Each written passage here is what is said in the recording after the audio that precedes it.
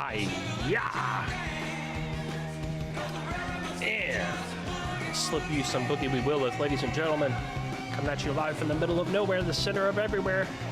Here once again to give you yet another scrumptious dose of conversational boogie. This is the one and only Shift Happens. What's happening? What's happening? What's up, Sylvain? MJ in the house. Elfman's in there. He's got Assassin's Creed booted up. And he's ready to go. Right on. What's today? 14th? It's Friday, 14th. 2025 of November. The worst way someone's said what the date is. Right there. And yeah, we've got just a terrible show for you tonight, ladies and gentlemen. We got a cool combo of folks tonight, as you've obviously seen on the promo. Jeff Renel is here. But also joining us is a surprise special co-host, really just a guest, and that is none other than, let's go ahead and get that ready, Drew Bankey. And let's just go ahead and get right to the party. What's happening, fellas?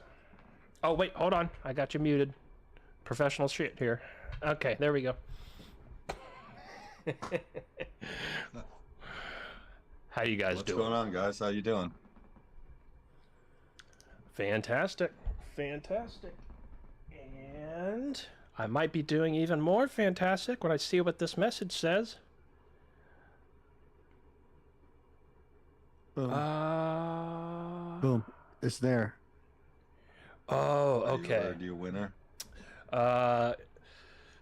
To be determined. So it was his wife that won. And the thing is, they check photo ID. So we would need to oh no, it's her, it's his cousin. Man. So we might just do a last minute swap me in for Julie after they check her ID, if that's possible. But like I said, I'm going to be in the standby line anyway. Plus, I'm seeing the show the next night. So either way, I'm hyped. Yeah, for those of you wondering what the hell I'm talking about, Queens of the Stone Age is in Austin next week, filming the closing act for Austin City Limits, which will air next year. Then they're doing another show the next night, but it's not just any regular show. They've got a whole symphony behind them, like 15 or 20 people up there with them, all kinds of violas, violins, and trombones, and all kinds of percussion. They've like symphonized like a bunch of like the deep, sick, dark, beautiful cuts of their catalog. A lot of stuff that they hardly ever play, and some of the popular ones too. But it's insane. You can find clips online. It is super intense and gnarly. So yeah, and yeah. So the ACL taping, you can't buy passes for it. It's like a private thing, but they're giving out a few passes. And my friend's cousin, amazingly, out of 6,000 entries, got one of them, which came with 2 passes. Wow. So we'll see. Wow. But I will tell you this: if anybody's getting in from the standby line, it's gonna be me. I'm gonna be there at 8 in the morning, camp out all damn day. If anybody's getting in for that line, it's me. For sure. What time is the tickets? Like what time they open? How early are you gonna be? I think doors open at like 7. So yeah, I'm gonna be out there for like 10 or 11 hours. But yeah, gotta get in. We shall see. Yep. But wear a diaper. Yeah, I'm gonna have to bring like some battery packs Then he's and definitely not getting in. or maybe just do the old put on a construction vest and just carry a ladder and just walk right in, you know?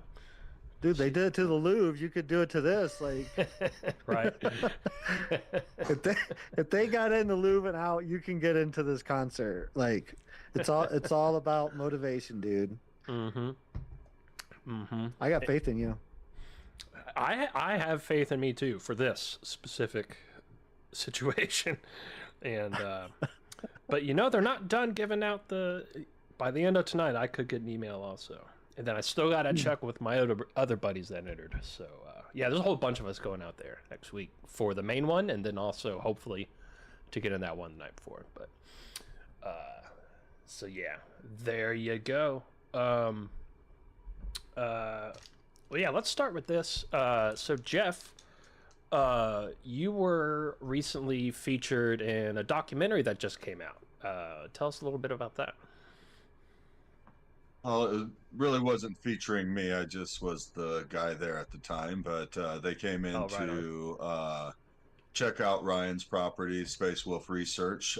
This was during Phenomicon back in September, and Ryan wasn't there at the time, so I was there to do tours and stuff at Ryan's property through Phenomicon. And so I took Ryan's place for the documentary. And so they interviewed me about my experiences there and a little bit about things that have happened at Space Wolf Research and things that are going on there. So it was a fun time. That Matt and Buddy, their father and son uh, research team, and they're really nice guys, and had a lot of fun with them. And later on that night, later on that night should be in part two, and that's when we took them out into the field and stuff late at night, and searched down some skinwalkers and stuff like that, and had a little bit of fun till I think we were out till about 2 o'clock in the morning. So yeah, a lot of fun. So that should be in part two.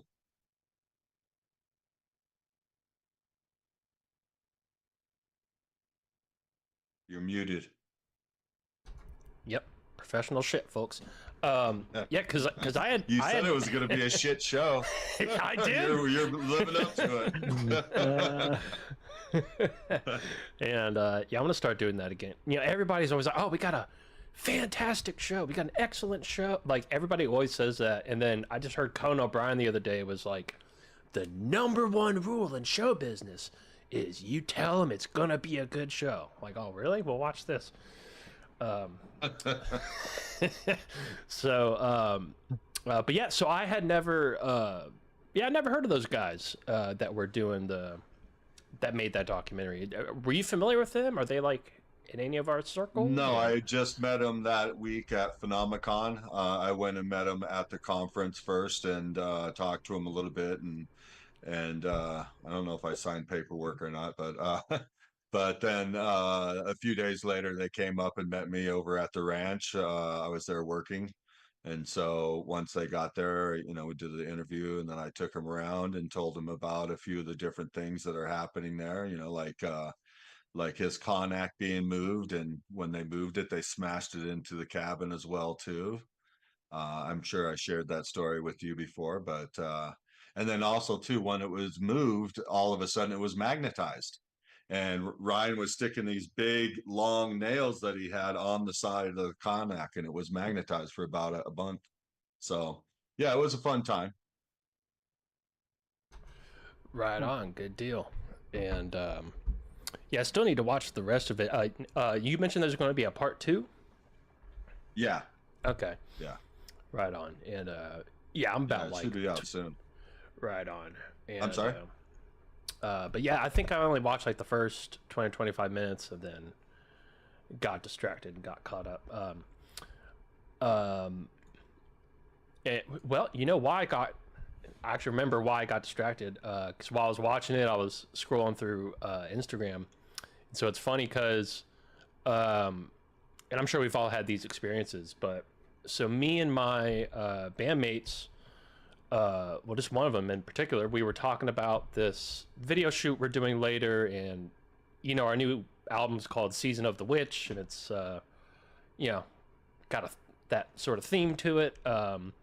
And so we were just discussing some of the props for the video, and we were talking about using some cloaks, kind of like a traveler's, almost like a poncho kind of deal, like they wear in Star Wars and stuff, or just like a hooded monk or something, So we're just talking about cloaks, like what kind, just literally texting back and forth.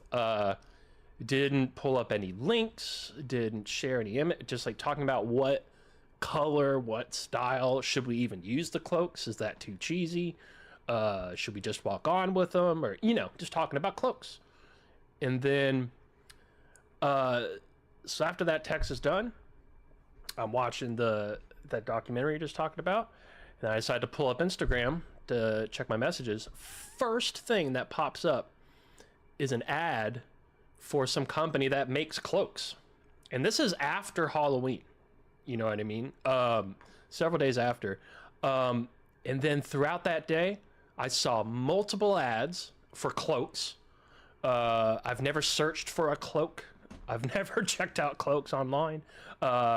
And even throughout this last week and a half actually, there's been at least 12 times where I've seen an ad for a cloak just pop up on my feed. And my friend bandmate Sean, same thing. Just constant cloak ads that are popping out in front of us. And it's like, that's a private text message. You know what I'm saying? Like, we weren't communicating through Instagram or, not too surprising to anybody, really. But, so that's a thing. Even your private encrypted text conversations are very clearly not encrypted whatsoever. And so what about when that stuff happens and you don't mention it and there's no text and you just been thinking about it and then all of a sudden it pops up? Dude, that's a whole nother layer that's happened to me, and I know many people it's happened to, that most people don't recognize it. They're just like, oh, that's a funny coincidence, ha ha ha. No. Yeah, no, there's actually, so it's called QDAR, apparently, is the technology they use to do this. There was a guy on his name is Chase Hughes. He's a behavioral specialist. He was been on Rogan. He was just on Sean Ryan podcast just recently, and he talks in depth about all this stuff, that how deep it is and how they've been programming us through everything I've been saying for years. How he just lays it out in a much more eloquent fashion, but it's he talks about how they've been basically leading us in and brainwashing us, and he knows a lot more technical terms than I do about specific parts of the brain, but there's a whole technology laid out how it all works. Yeah, and because I started looking into it because that happened to me twice in the last year. I'll just quickly run through the two times. I'm getting in my car and I'm just checking out the rear view, looking in the rear view mirror, about to back up. I just catch a look at myself in the mirror. I basically look exactly like this, and I just think to myself, I just thought, like, oh, I kind of look like the white version of the Nuge. And by Nuge, I mean the skateboarder, not the musician. He's like a Korean dude, same, super long hair kind of deal. I was just like, a quick thought, like, I look like the white version of the Nuge. That's kind of sick. I love the Nuge, by the way. One of the gnarliest skateboarders of all time. Don Wynn is his actual name, but nobody calls him that. And then I pull up my phone, and I usually put something on YouTube while I'm driving. Click YouTube, open up. First video that pops up is a series on Vice called Epically Latered, where it's like a mini doc about skateboarders. And they do one person at a time. and this episode popped up that I didn't know existed, and it was already over a year old at this point. This wasn't a new thing. I'm not subscribed to Vice on YouTube. I didn't type nothing. I just thought that I looked like the white version of the Nuge. And then epically later, Don Wynn, the Nuge, pops right up. I'm like, what the fuck are the odds of that? And then, so I was like 9 months ago, just a couple months ago, went to the dentist office. And so I'm in the okay, this one, there was some talking, so I guess it's not the same, but no texting, no using the phone. I was just in the dentist office getting my teeth done, and she wanted to give me some fluoride toothpaste because my gums need to be better. And I was like, well, do you have another toothpaste that is specifically for the situation that doesn't have fluoride? She's like, oh, I'm glad you asked. Yeah, they make us push this, but yeah, this is what I use. And she starts talking about how, you know, it has this ingredient that is the exact same minerals or nutrients that your gums produce naturally. And that's in the toothpaste. So like heals your gums without fluoride. I was like, oh, cool. And she said the name of it. I can't remember the name of it now. But we just briefly talked about it for a couple minutes. My phone was in my pocket. She wasn't on her phone, nothing. And then I get in my car, pull up Instagram to check a message. First thing that pops up is an ad for that toothpaste. It wasn't even about it was about the chemical ingredient or whatever that was in the toothpaste. Just an info ad like, oh, don't use fluoride, use this instead. But that's, you know, so one of our my microphone obviously picked up the conversation. But that first one I said, no talking, just thoughts. And and there's a lot of people are saying that's happening. And as far as I've looked into it, there is the technology they use to do that is, at least right now, being referred to as QDAR. That might just seems like that's just kind of like something to call it until we figure out what it is. Sure. You know what I mean? Yeah, I mean, manifestation's real. Like, we know that there's like we're starting to realize that there's this invisible force that we're surrounded. That's you can put your thought into, and if it's strong enough, you can manifest things. And the stronger it is, you can manifest faster. You know, I've talked about before about the this eagle dream prophecy that I had about having a dream and finding the eagle. I've touched on it before, but now I'm at the point where I'm able to talk about it a lot more openly, and you know, I'm dissecting it more and trying to really to figure out, like, you know, what are all the aspects of it. Like, you know, I had the dream in November 2017 of the eagle, finding the eagle walking down a dirt road carrying a dead eagle. And then flash forward to the beginning of April 2000. So that was November 2017. Beginning April 2018, I was in an ayahuasca ceremony, had the same vision, and then 7 days later, the eagle manifested in the physical. And you know, my journey down this weird path led me to listen to Aubrey Marcus a few months ago, and he had Chief Bear Cross on there, and he was speaking about these prophecies and all this stuff, and he knew that there was something coming. He knew that there was someone coming forward, and something coming that was going to be really major. So I reached out to him. We've been talking. Long story short, he's told me I need to start learning Lakota. Like, eventually I wear an eagle bonnet headdress. I'm in the process of being legally adopted into the Oglala band of the Lakota Sioux tribe. Like, he's flat out told me I'm part of a prophecy. I'm a prophet and part of this prophecy, and it's the Eagle Dream prophecy. And one of the main parts of this Eagle Dream prophecy is to prove the connection between physical matter and dreams. Like, this is one of the main functions of this prophecy, and bringing it forward to the people soon it's going to be really interesting. But I'm right in the middle of all this stuff, and the Wamle Glesko Wohamble, the Golden Eagle Dream, is something that's been, when I told him about it and started explaining what went on and how and what was going on with it. He because his parents died when he was young and he was raised by his grandparents, but he remembers his grandparents talking about this prophecy that's been going on for generations, that they knew that there was going to be someone that had a dream of an eagle, and then finding it he was going to be a sun dancer, not knowing like he was going to be a pale white dude, like, you know. So it's this it's interesting to be in the middle of all this unraveling now, knowing for all these years, when as soon as I got that eagle, I knew that like something like this was going to happen one day.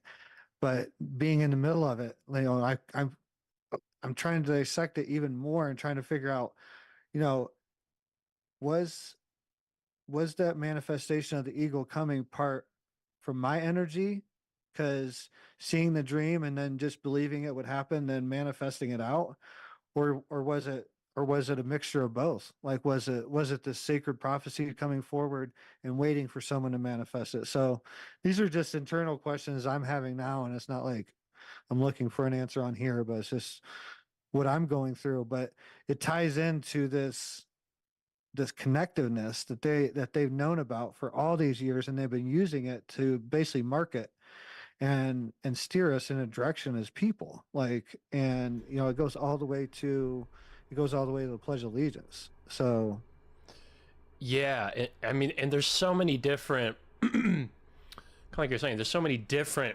possibilities of that. Like, did, you know, are you the exact person in fulfilling the prophecy, or is it because you are accepting it, or, you know, all these different factors? Like, were you attracted to the prophecy and it could have been someone else, like, or yeah, and then all these events and like, you know, like a lot of Nostradamus predictions and stuff like, what seems to be pretty evident now is the real actual controllers of the world, not these politicians you can look up on Google. I'm talking about the people that, you know, that like print the money and don't even, they're not even in this system. They don't have a social security number. You can't look them up. Those people, they seem, you know, from the secret societies and mystery schools deep up, like they are intentionally like creating events in the world to try to fulfill prophecy, like yeah, artificially, I guess you could say. And yeah, and one thing I've certainly dealt Can with use you to is, pull into their manifestation really easy, and that's what they're doing, is they're pulling the population into their manifestation. And once you know, feed the population with fear and everything, and you put it on the news and on TV and all this stuff, you suck them right into it, and they start you know, then they're fearful of what they're seeing, and fear is one of the biggest energies you can project out. And so we all create and manifest our realities all the time, and so they're stealing our power, you know, if you fall for this stuff, and you're pushing it into them. And so it's the same thing as prayer. You got to watch who you're praying to and how you're praying, you know. yeah, If you're praying to a god, what kind of god are you praying to? Do you know what it is, you know? And how are you praying? Are you giving your power away to that god? They manipulate us in many ways because they don't, you know, most people don't understand their true aspect and who they truly are, and so they just feel they're victims of reality, and they're not. They're the creators of their reality, and if they don't step into that, then they'll just, you know, give their power away and be victims. Hmm. absolutely. So And well put.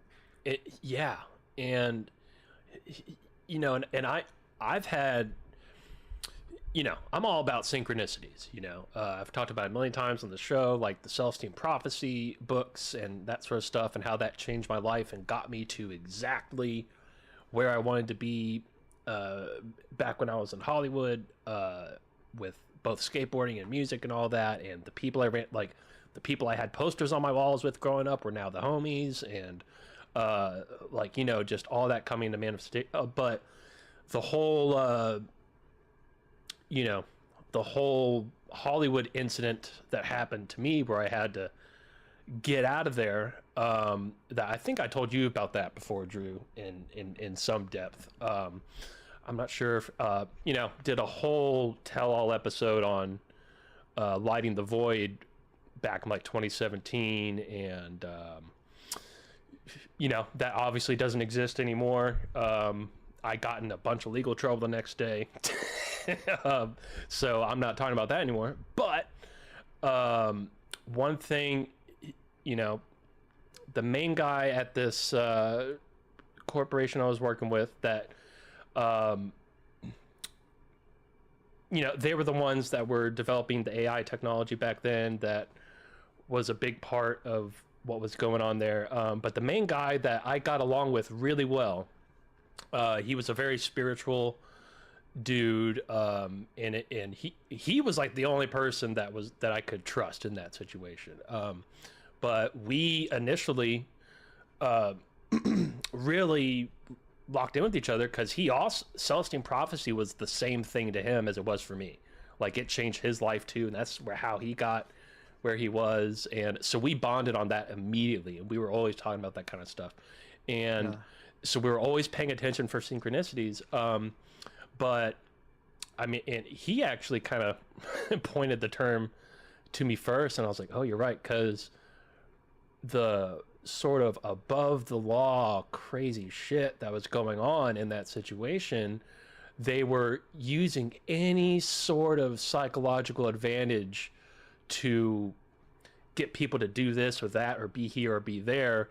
But the way he described it is like, at this point, like, you need to be really careful about artificial synchronicities, like, because they know we're looking for synchronicities, and they have this crazy, I mean, some of this technology is coming out now, but I mean, these guys had some crazy shit back then, and he was warning me, like, we're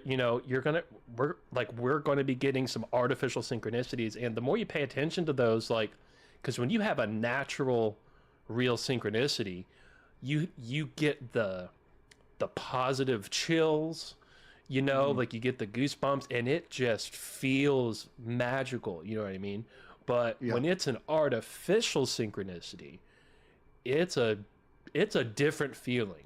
Somehow your subconscious recognizes it That's wasn't why nature's natural. the way, man. Like, Well, like, that's. I'm sorry. Go ahead, Drew. No, go for it.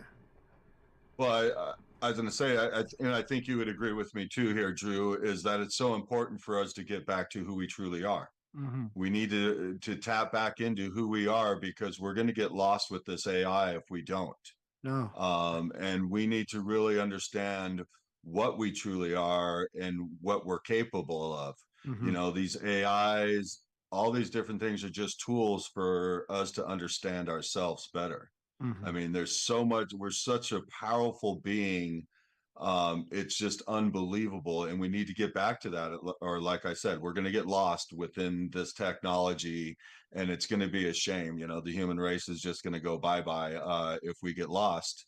Our spirits will live on, but the human race will go away, unfortunately. But I think, us human beings are incredible beings. Absolutely. And there's so much we can do. I mean, just like Jesus said, I'm not going to quote him exactly right, but he made that quote of, "You think I'm special? Just wait until you see what you can do." Mm-hmm. It is the absolute truth. How special we are as beings is unbelievable. I mean, the limit, your limit is only your own belief system. Oh yeah. You are the creative energy of all that is. You are the God. You are the creative energy. You have to understand how you are that. But the more you do, and the more you understand what you are, the more you realize you are everything. Sure. It is so true. But it all comes back to unconditional love. It has to, it all governs around unconditional love, because that is, in my understanding and what I see, unconditional love is what creates existence, period, which creates the consciousness. That would be my say. What are your thoughts, Drew? Yeah, I've often said love is the currency of creation, and that's just one of the things that's come through to me, like in my ponderings, just like that, you ever get like one of those things that's just like, man, that didn't come from me. You know, it sounded like it's come from somewhere else. And when I ask like what's a good way to put it, they the love is the currency of creation. That's the best way we can put it in terms now, because we're so currency based in our thought process. No matter where we are in the world, we're thinking about paychecks and money to get to buy food, when really that when you get down to it, that food is free, the land is free. Like when you trace it all the way back to who owned this land in the beginning, like somebody got this land for free. And Yeah. generations later, we're paying hundreds of $1,000s for for houses and land now. So, but Well, it's just scarcity is part of their illusion that they're playing with us as well too. There's abundance everywhere, because if once you understand creation and what everything is made of, the field and everything, there is no there's the limitation again is only you. But one point you just reminded me of where I wanted to go with this, because you guys were talking about AI and not knowing the difference. And that's why it's so important to get back to knowing you. When you really start to understand your true self and you start to get connected back to your higher self, back to your true being, and you're one with yourself and creation, you start to, I mean, no matter what, you're always getting information from that creative energy of all that is. Okay. Whether you're tuned in or not, that's another question. But once you really start to tune in, you really start to understand your true self and how you're connected, you'll start to get information from creation that is so amazing. But you'll know true from false, and so Mhm. in my opinion, you'll know the difference between AI and reality. and, Sure. and you'll know this stuff because there's a knowing when you know your true self. There's a knowing that comes with reality. It's absolutely amazing when you get to this point. I mean, I'm sure you've been there as well too, Drew. I mean, I think we've all been there at times, but I've got downloads from creations at time where I wake up in the morning and I have this, upset stomach, and I'm like, oh my God, what did I eat last night? And so I'm thinking about it, and I'm asking myself questions. I'm like, well, what did I eat? And, I didn't eat nothing bad last night. I shouldn't have an upset stomach. Well, what's going on? And I'm, asking myself more questions. And then finally, all of a sudden, I just get this download, and it tells me just this big, huge, long thing, but in a nanosecond. I mean, it was just so amazing. It was like somebody just spoke to me, but it happened in a nanosecond. It was so amazing. But basically, what it told me, it was that, I had a long distance relationship going on at the time, and it was that information told me that the girl I was dating was pulling away from me because she didn't want to move to Vegas and pull her family away from their father who lives, where they're from and stuff, and just told me a bunch of information. And so, I'm in the middle of getting my kids ready to take them to school at this time. And so I take them to school, I come back, I call my girlfriend at that time and I talk to her. And sure enough, everything I got in that download was absolutely true. It was just absolutely amazing. And the other cool part about it is, as soon as I got the download and I was like, oh, okay, everything went away. My stomach ache went away and everything. And this has happened to me another time after that. And everything I got for the information was absolutely true. It's just amazing. You were so connected. I Yeah. mean, the things that people call psychic senses, they're not psychic senses. There are other senses. They're just part of us that we have shut down and Sure. we no longer tap into because we don't even want to look at ourselves honestly. And that's what you have to do. You have to look at yourself honestly, because it starts with you.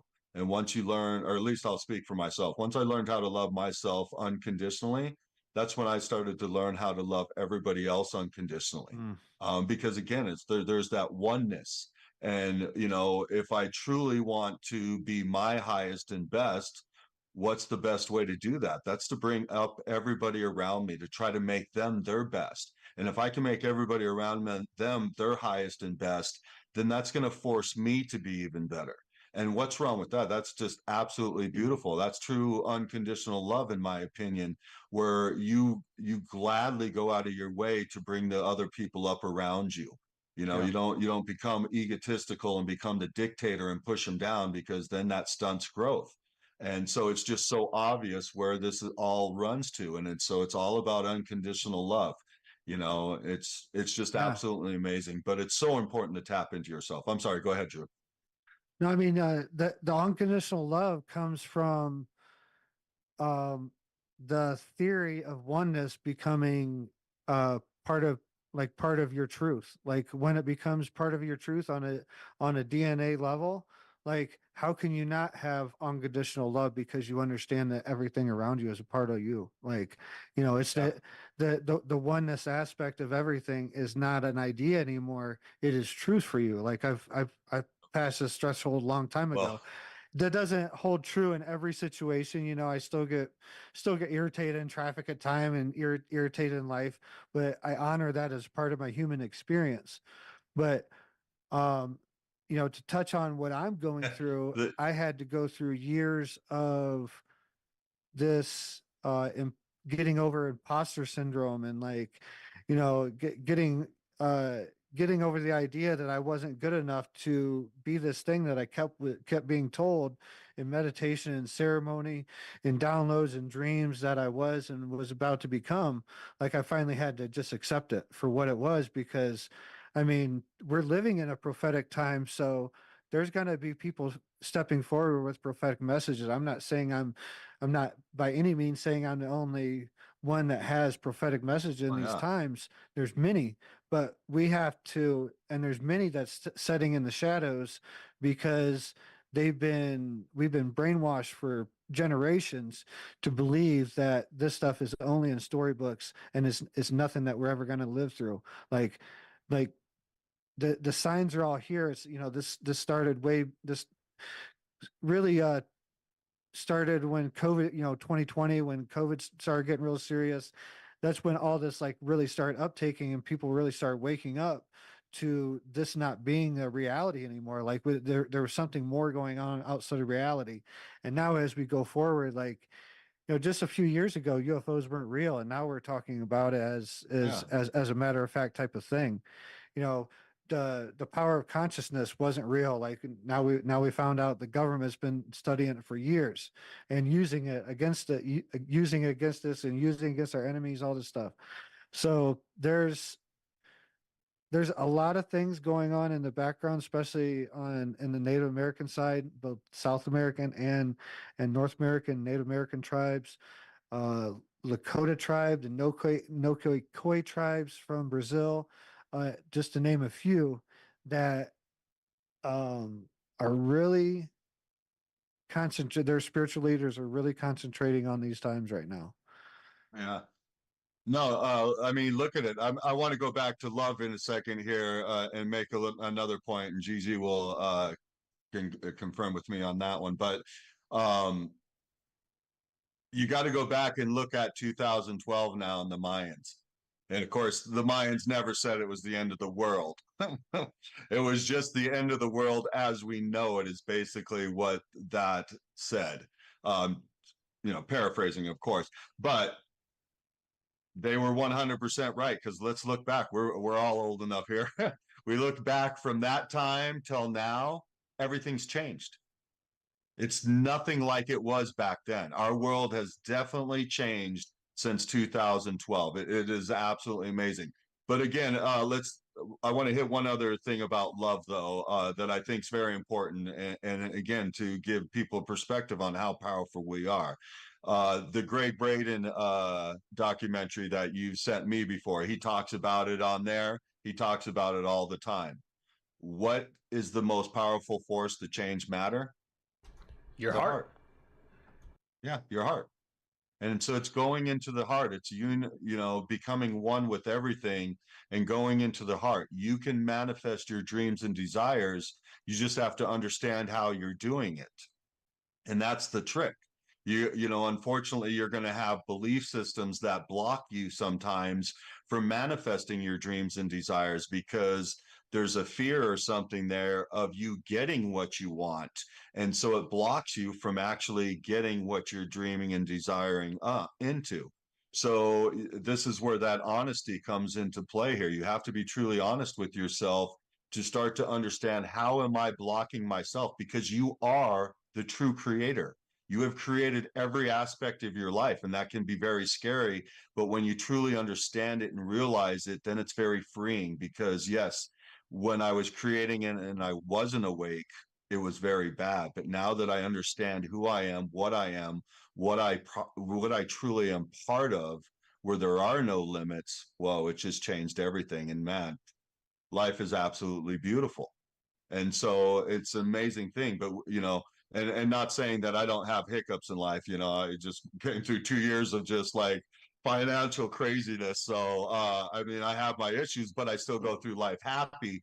But I realize I have control. When I have those issues, sometimes I, go through a little bit of sleep, you going, oh my God, what's going on here? But as soon as I snap out of it, I'm going, okay, wait a minute. How do I take control of this scenario now? How do I make this work better? And then I start to move it forward. And these are some of the things we have to do unless you have proper training on how to work with your programs and the belief system. Those are very important to understand and know about. I don't know if you guys want to get into it here on belief systems, because that is the true thing. If you don't understand your belief systems and how they work and why they're there, you're going to fight yourself all the time. And those are the things we need to clear out.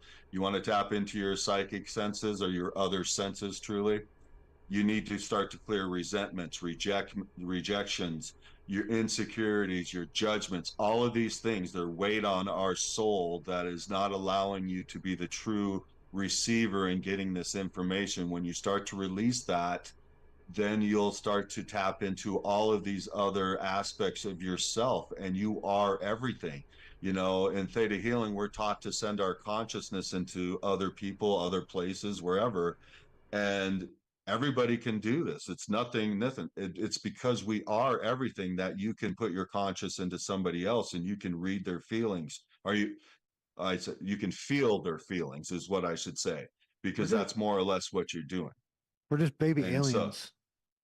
I think well, we're baby not babies aliens. at all, but unfortunately, because we lost our way, we're acting like babies right now. But we're not babies.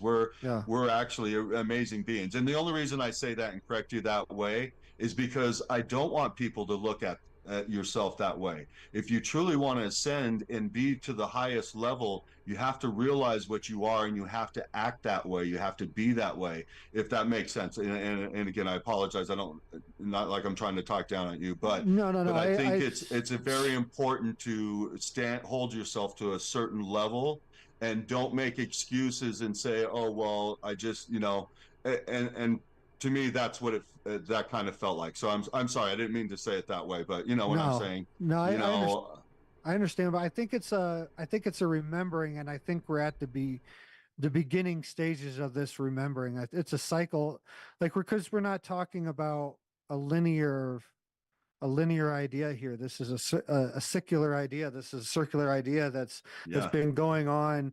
We've been forgetting and remembering over and over again. So me saying baby, not necessarily that we're at.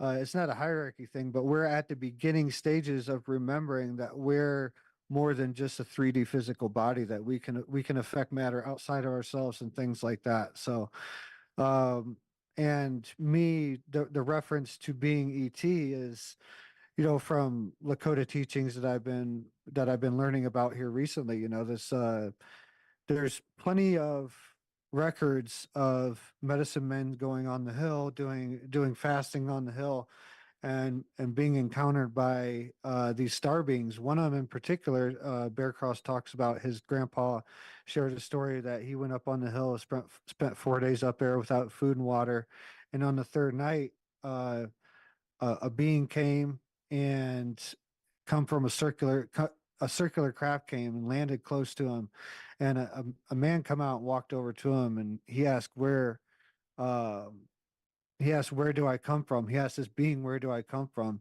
He said, Inyatanka Ke, and pointed up, which means that big rock there. And I believe that's the same for all humanity. I don't think we're from this rock here. I think we're from some rock out there. And so oh, that's yeah, that's why I say, like, this is, I think this whole remembrance and forgetting thing is designed to keep us interested, because if we never forgot, this would get really boring. I had this experience through eternity that goes on forever and ever and ever. I think that's the part of the remembering and forgetting. And I think each time that we remember, we get we get more and more up there. You know, every time that we go, and then eventually we forget everything and have to restart. But this goes on forever. Like these spirits that are inside of our physical bodies, they're connected to source and they're connected to eternal light. And we're having these experiences as individuals, but it's feeding that soul that's inside you, which is ultimately feeding the source. You know what most would call source. Lakota call it Komaka, Waga Komaka, Waga Komaka, which means universe of universe. So they said that there's a universe inside the universe in the center. Peshla, which was the center of their Black Hills, where they do a lot of ceremonies. They say that's the center of the center of the center of the universe, where everything started. But yeah, it's just interesting, man. I think we're in for interesting times, and I think people need to.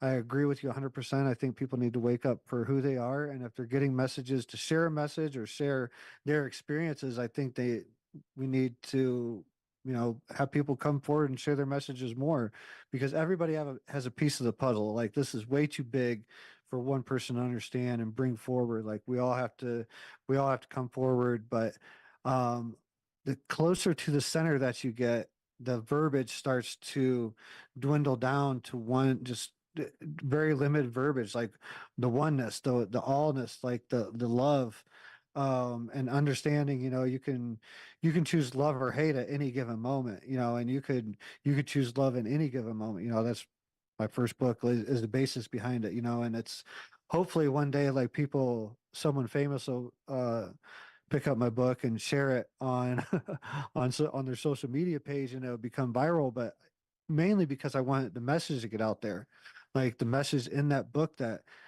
you know, I'm perfect and so are you, and that's talking about the oneness aspect, and the that every moment, like you can choose it to be happy or sad in every moment. And if you understand that you have that choice in every moment, why wouldn't you choose the first one? Why wouldn't you choose happiness? Because you can manage, and the more you stay in that vibration, the more that vibration becomes your reality. 100%, I agree with that. But most people don't realize they have that choice, and that's the problem. Is that they just feel that they're a victim, again, a victim, because that's what, unfortunately, our society teaches us, that we are victims to everything around us and stuff. But we're not. You know, you're not a victim to how you feel every morning. It's your choice on how you feel every morning and every second of the day. You know, just like an actor chooses how he's going to play the role, you get that same choice. And by your choice is how your cells in your body are going to react to you. And not only that, by your choice, by how you truly feel in your heart, how you feel there is going to project out into the field of existence, the ether. And that's what's going to start to create and manifest your creation. And so these are the things that people need to really become aware of, is how you do this. I lost my train of thought. Sorry. Forgot where I was going with that. Well, How to retrain your brain. what goes Yes. right in with that is, like you mentioned in that Greg Braden's extremely long lecture that he did back in 07, which what he, you know, okay, my cat's taken over the desk, so I can't use my mouse at the moment. But what he's just very recently starting to bring up a lot of his talking points from that lecture. Like, for example, when we had him on this show, that's what I wanted to talk about, but he had a new book out. He's like, no, we can't. Like, I have to talk about this because of, you know, his team, and they need, you know, like they're being paid to promote this thing. So that's what he had to talk about, which I found pretty interesting. But off the air, it was a good talk. But now, so a lot of that, like I'm seeing clips from his social media. Guy is posting clips. He's revisiting that whole lecture. And one thing we're definitely going to do, come on, buddy. Seriously. One thing we're going to do is, it's been a while since we've done a watch party. It's probably been a couple years, but the next watch party I think we really need to do is that lecture. It is right up there with the Celestine prophecy It's in a must terms see. Everybody must see that, because Yes. then you start to get an idea of of how. what you truly are. That's just a glimpse of what you truly are. When you really study it and start to understand that you are the field, you are just a part of everything. This is just a fractal experience of that. It's the sky's the limit. You are the creator of everything, and how you connect to that creative energy, how you tell that creative energy what you want to experience is by the feelings inside. People say, watch what you say, watch what you think. Yes, to an extent. When you watch it, you can actually see what your programs are and what you truly feel. But what the true thing is the feelings. How do you truly feel inside? What is your true feeling on the world, on the universe, on your relationships with others? How do you truly feel in there? Because that's what you need to identify. Your words are one thing, and we're the great deceiver. I mean, we want to deceive ourselves because we don't want to see the dark side of us and stuff. We want to see ourselves as these, like a movie star, like, we're just absolutely perfect. And we are perfect. Even in our imperfection, we are absolutely perfect, because when we falter and stuff, that's when we get a chance to learn the most about us and learn how we want to change in the future into the right way. And so, I mean, it's so amazing. But your feelings are your universal language to that creative energy, and that's what's speaking to it every second of the day, saying, "This is what I want to experience." So if you wake up in the morning and you feel depressed, you're telling the creative energy, which is you, this is what I want to experience. And that creative energy loves you so much, it says, "Oh, great, Jeff. I'll give you more things to be depressed about. And life will give me more things to be depressed about, more things to focus on being depressed, and all of that stuff." But who has to change that? I can't sit around and wait for creation to change that for me. I'm the catalyst. I'm the creator. I have to choose into saying, you know what? I want to be happy today. And I have to find reasons to start to be happy. But once I truly choose into it, and I truly, truly choose into it, and I'm not just, I mean, you can kind of fake it to make it in a way, because if that's the best you can get to it, start just faking it, because you have to truly start to believe in it. And when you start to truly believe in it, then that creative energy will go, "Oh, Jeff, you want to be happy today? Well, great. I'm going to give you things to be happy about. It's about effing time. Let's go." And that's that's the way it truly is. And then when we get in our cars, we forget about that we're happy and stuff, because I'm with you, Drew. Some of the hardest times to be spiritual is it behind the wheel. You're having a great time and then people are cutting you off.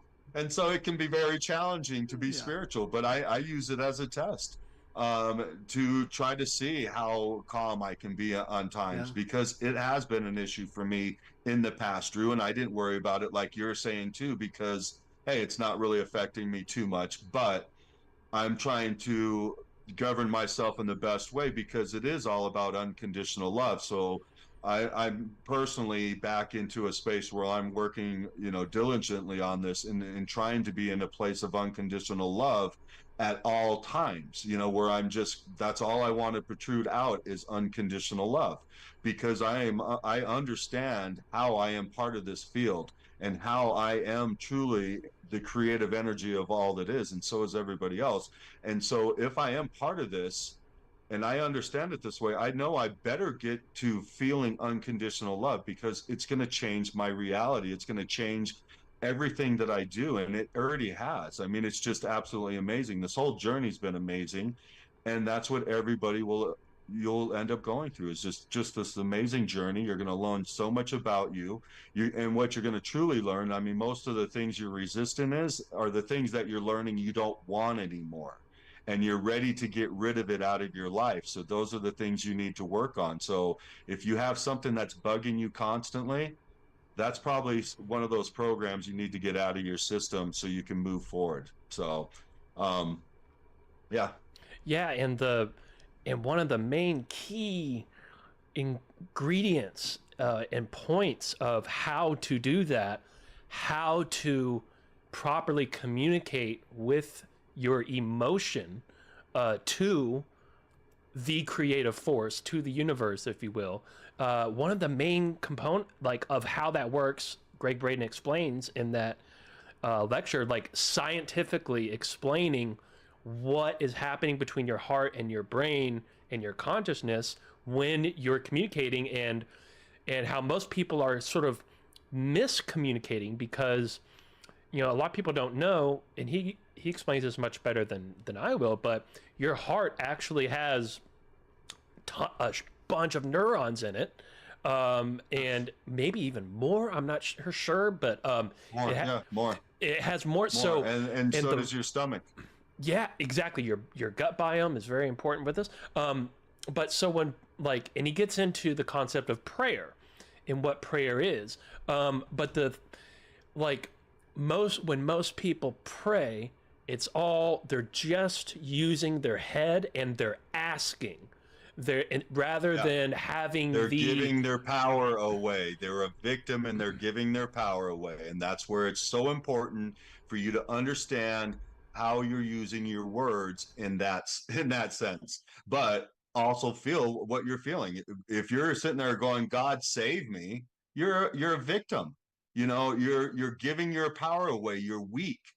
Co-create with God. That's how you do it. You co-create with the energy because you are that energy. So all that energy you're giving to that God when you pray to him, go, no, God, please save me. Please, give me a good day because I can't do it myself. That energy you're giving to them, give to yourself. And if you give it to yourself, you will have the energy to have a great day. It's so amazing. Like Carolyn Miss, I know you're familiar with her, Gigi. I'm sure you are too, Drew. She's so amazing. She seems very crude and just straightforward, but it is true. You have to watch how you give your energy. You don't want to deplete yourself. You can give energies from the creative energy of all that is, the ether. There's more energy there than you can ever imagine. Give the love from that. Don't try to pour it out of your heart. Don't give your life force away to other people. We're compassionate beings, and so we want to do that, but you got to watch how you're doing it because you'll deplete yourself. And so you also have to understand how you're giving your energy away in certain things like that. Carolyn Miss is an amazing person to listen to understand this aspect of it. But you got to be very careful on how you do it, because that is very important. When I started to learn that, man, I got so much energy back in my life. I felt so much better. My body actually was healing because I wasn't depriving my body of the energy it needed. I wasn't giving it away. So it's an amazing thing. Yeah, and then the whole, in the way he puts it, and perhaps you can explain this better, Jeff, is the language that you use to communicate with the ether, with the creative force, is emotion. That is the language that you use. So instead of, when you're praying, instead of asking for something, using just your thoughts and words, it's all, you have to and he scientifically explains how when you align the emotion in your heart, literally, with your consciousness and your mind, and they're on the same level, and that's the first step. And then the second step is, you don't can I please have this eventually be a good day? Can I eventually get this? Instead, you have to, and this gets into where they show the sonogram of the lady where they healed their tumor, shrunk down to nothing in 3 minutes using this process. They do this all the time in these medicineless hospitals in the most rural parts of Asia. And the key process is, the shamans that were there doing this, the chant they were doing, the key difference is they were chanting a word. Now the word, it doesn't matter what the word is. The only thing that matters is what emotion they have all agreed that word represents. And essentially what they're chanting is already healed. The emotion and the feeling of the healing has already occurred. Not that they hope it's occurred, not please heal, but it is already done. And they are pumping that out. That literal emotion, all of their hearts and brains and minds are connected into that single emotion. And that is how they communicated into the creative consciousness of our universe. And that is how you communicate and do that. And it's such, man, once you really understand that, I mean, understanding it is one thing. 100%. And the greatest part about that lecture is it's not just the ideas of this. He literally breaks down, and it's a long lecture. It's like 4.5 hours, done in, they took a lunch break and came back. But he's showing literally scientifically down to the quantum level what is happening during that process with the molecules and the electromagnetic energy. It's 100% scientific and 100% spiritual, all in one presentation. It's like you said, it is a must see. So I just want to hit one thing on what you're just saying about them doing the healing on that lady of the tumor. Okay. And so this goes with any healing, anything you're manifesting and stuff. First of all, if you ask and you're wanting, then that's really pushing it further away from you, because that's what you're truly wanting to experience. And you're telling creation you want to experience. But anytime you do a healing, anytime you manifest something and you already believe that it is there. So let's just use the healing for this experience. Let's just use the healing for this. Okay, so they chanted that it was already healed. They believed that it was already healed. We can do that really easy. We can get in that state, hold that energy for a couple minutes really easy. But the really important thing is, once that's all done, everybody needs to walk away from that experience never doubting that it was done. Once you doubt it is done, now you can reverse that energy. So you always have to just, I mean, when I work on clients and stuff, dude, once I do it, it's done. This one time I worked on my friend's girlfriend, and she had her tubes tied. And she came to me and she was like, "Can you reverse this?" And I'm like, "Well, I don't know, but we'll try energetically." And so truthfully, what I did is I just went up to the creative energy, and I basically asked that, our we played in our minds that the doctor just didn't, not that the doctor was at fault, but the doctor just didn't complete the job correctly, and her tubes were all right. And she actually had a baby not too long ago, but she had a miscarriage with the baby. But it was actually pretty amazing that she even got pregnant to begin with. But both of our thoughts were that the surgery just didn't go through properly, and that she healed up and everything, and that everything was fine for her to be able to move forward. I don't know what the miscarriage was about, but she did get pregnant, which I thought was pretty awesome and amazing. So you just never know how things are going to work, but you are the creative energy of all that is. And you will have programs that will stop you from creating certain things, and you just got to find out what it is. And it's a fear base. It's always fear based, because there's only love and fear. So it can disguise itself as other things, judgment, rejection, all that stuff. But it's a fear-based program that's going to be blocking you from something. And I'll give you an example on that. We can teleport to any dimension, truly. You can do this. But the thing that's stopping you at this present time is the fear. You do not know what's there. You do not know what to expect. And so these programs will actually keep you safe. They're designed to keep you safe, whether they're restricting you in life and stuff. They're designed to keep you safe. So that fear is actually keeping me safe. And so it's keeping me alive. So it's going to block me from actually astral traveling if I'm unsure of where I'm going. I think or I don't want to use astral travel. I want to say teleport, and so astral travel is a whole different way of doing it without taking the body, so you can do that as well too. But the fear will hold you back from doing certain things, if that makes sense. It'll hold you back from doing almost anything. So you have to understand your fears, identify them, resolve them, move forward. Yeah, and another key thing that you mentioned was like, after it's done, don't just you got to keep you know believing that that is what happened, but also Yeah. And during the process, that was another main thing he mentioned is just as important as them all aligning their hearts and minds and the emotion, the language of the emotion that we were using, just as crucial was that the lady believed it, fully believed that it was going to work. That is just as crucial. And in her situation, she had already been to, flew all over the country and the world, going to all the medical specialists. They all said there was no chance. She has months to live. So this was literally her last hope. So she believed, so that definitely would help for her to believe fully in the process. that's a big thing as well too, because your clients are, we'll just say people in general and stuff, we will pull in diseases for certain reasons.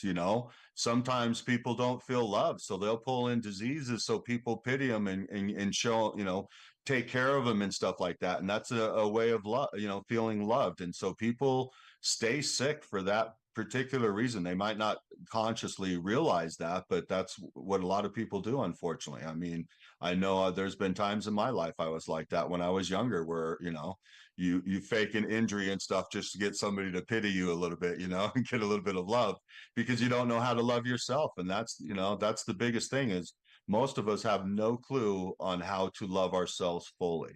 And that's, accepting all of our flaws, accepting all of the, bad things that we've done in life, because they're just learning lessons. Everything's absolutely perfect. Everything you've ever done is absolutely perfect. You just have to now understand why you did what you did. And what did you learn from it? What positive things did you learn from those experiences? And that's what you want to look for, the most positive thing. And it has to be the most positive thing. It can't be like, oh, it taught me not to trust somebody. That's not positive. So this is just simple stuff that I'm trying to throw out there to help people and stuff. It, there's a lot more to it, but if you're just trying to work on certain things, find out the positive thing that you're learning by going through a certain experience, um, and why you're choosing that. If you feel like you're a victim, ask yourself, what are you learning from being a victim? Sometimes it's learning to empower yourself. And so, learn how to be a powerful person with not being over powerful and not pushing your power onto somebody else.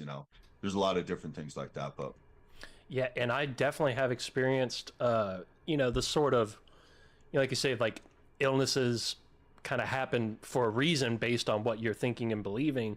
Like I've definitely so many times in skateboarding, when I was like out in Los Angeles, like really doing the thing, you know, like one time there was, the next day we had, guys from the photographer and filmer from Thrasher were coming out to meet us, like scheduled. They're going to be there. I've got to jump down this 16 stair handrail.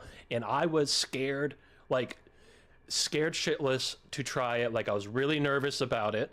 But it was already planned. Like I got to show up. I got to at least try it. But I definitely was not in the mindset of I'm going to do it, or like already done. Like it was very much like, oh no, like very worried about it.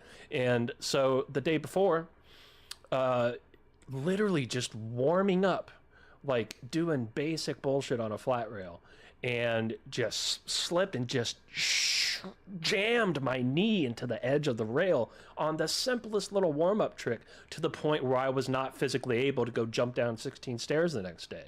And I think that is what that was. It was me sort of bailing myself out of the situation somehow, or like that's why that injury happened. And yeah, that's happened that a is lot. truer than most people would ever think, dude. That is so true. I mean, we do not realize that we do that. We self-sabotage in a lot of ways, in ways that seem like total accidents, but it is a self-sabotaging thing. There's something that blocked you, or well, like you already were expressing, it was that fear. And so we can do that. We might get sick because of that. There's a lot of things, but our physical ailments, 100%, is because we're out of balance in some way, and we need to learn how to balance us. And that's where, like, learning the chakra system is so important, because when you understand the chakra system, you understand what organs each chakra governs. Then you can start to identify a lot of things about yourself throughout the day. Like an easy example is like maybe you're having a conversations with a few people, and your throat starts tightening up, and the throat chakra is for speaking truth, whether you're not speaking your truth or over speaking your truth, and a lot of other things as well too, but that's the main thing for the throat chakra.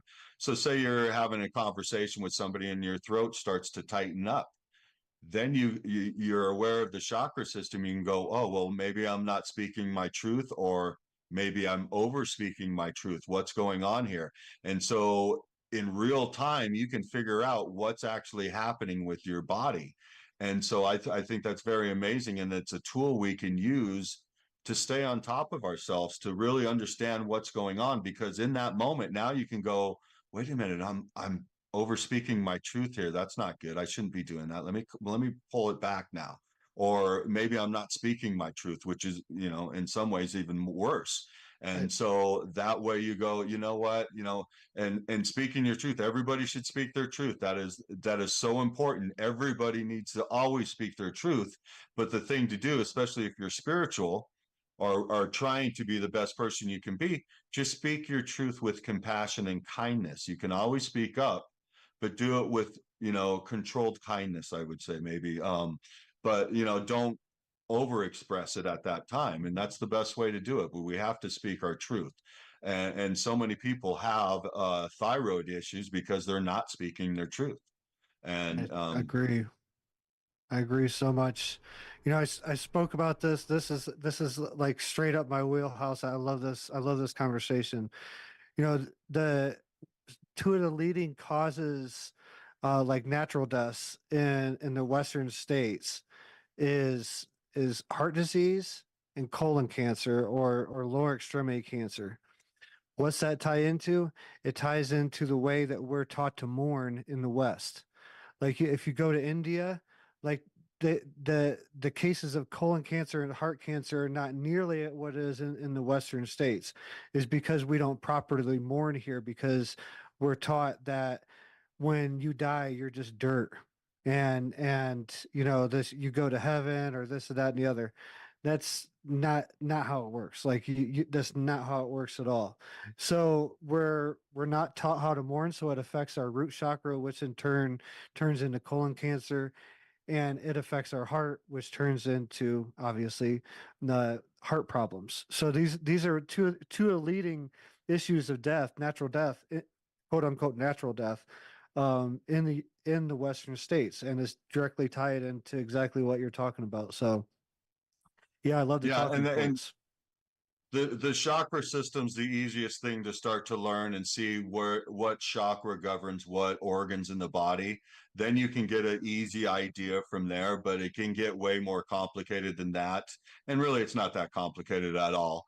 But if you get Louise Hay's books, How to Heal Yourself, which is an amazing book, which surprisingly really matches up. And actually, I got it right here next to me, my two Theta Healing books right here. But the Louise Hay's book matches up to what we see when we look into the body as well, on how our emotions affect the certain types of the body, like fear and anger goes towards the liver, the heart, or the lungs is grief. So like we were talking about doing the sweat lodge a little while ago, I think before the show here, and I was talking how I stepped out because I had a hard time breathing. Well, I had just had two people pass away in my life just previously to that, so I had the grief in my lungs.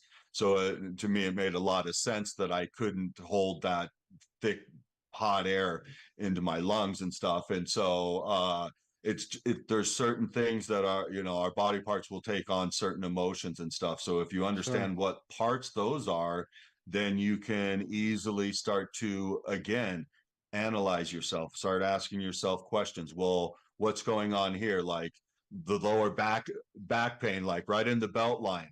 that's usually support. Like I forget what doctor I when I first started getting into all this, there was a guy on YouTube, this old doctor guy who was a physician, but he went more towards the spirituality end of it. And he was like, probably 80% of the back surgeries would be solved by divorce. and and it's funny in a way. I mean, hopefully nobody needs to get divorced and stuff. I want to see people live long lives together. But it is a funny comment because the back problems in the lower back is usually support, and you don't feel supported. So, and I'm not trying to say it's a woman's fault or a man's fault, but there's times it's the person's fault, okay? Because it's you that don't feel supported. You could be supported, but you just don't feel that way because it always comes back to you. It isn't about anybody else. If you're having the issues, it's always about you. Okay, so you don't feel supported if it's in the lower back, and it could be different ways. Maybe you're having much money issues, so that way you don't feel supported that way. So you have to look at it in a lot of different ways. But when you start to understand how they affect the body, man, you can do wonders for yourself. Yeah, I totally agree. This talking a while back about the coherence, about intention and heart coherence and all that stuff. In 2018, when I was in the Sundance, and I was dragging, it was like the second or third day I was dragging skulls. So we had to drag the skulls like around this circle, and when you got to each cardinal direction, you had to stop and say a prayer like to the direction. And basically that meant, especially on that first round, like for me, I passed out at every single one because when I stopped and then tried to start walking again, that pain of in my back, of like the skulls being hooked to my back, sent me out. So I passed out. So each cardinal direction, basically, I passed out and got to speak to the spirits, and I got like, it was a blessing in disguise because I got like, I got to ask whatever I wanted to, one question on each cardinal direction. So I started off in the west, and when I got around to the east gate, I passed out and I went down. And when I was out, I got like a face to face with these like, creator spirits, and I asked, and I got to ask them whatever it was. I said, "What is the power of the Sundance? Show me, like, what is this power like? Because this is it's a very powerful ancient ceremony that I was taking part in, Lakota ceremony." And it showed me that the power of the Sundance lies in the coherence of the heart, which is tied to the drum. There's one big drum. It gets beats all day from sun up to sundown for all 4 days. So the Sundance is just what it is. You dance sun up to sundown. I spoke about it several times on the show before. You dance sun up to sundown. You fast. It's a dry fast for those 4 days, and you pierce at some point in it. So it's but there's a lot of people involved around it. So, but it's a scientific fact within within 30 seconds to a minute or something like that of a repeated sound in the vicinity of a group of people, everybody in that group of people hearts will start beating in coherence with that beat, no matter what's a tap, a bell, a drum, whatever it is. That's why all these different things, you go to a Buddhist fire ceremony or Hindu fire ceremony or something like that, they're ringing bells, ringing chimes constantly throughout the whole thing to bring everybody's heart coherence in the same beat.